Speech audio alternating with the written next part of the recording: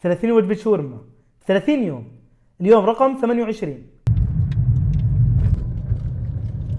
وجهتك على اليمين.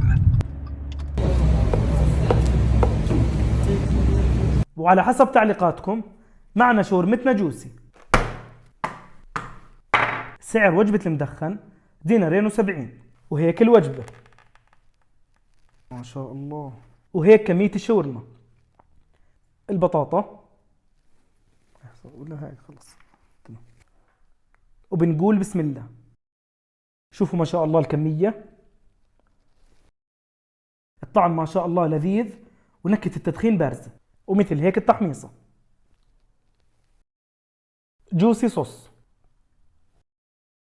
مدخن. الحمد لله، الله يديمها من نعمة ويحفظها من الزوال.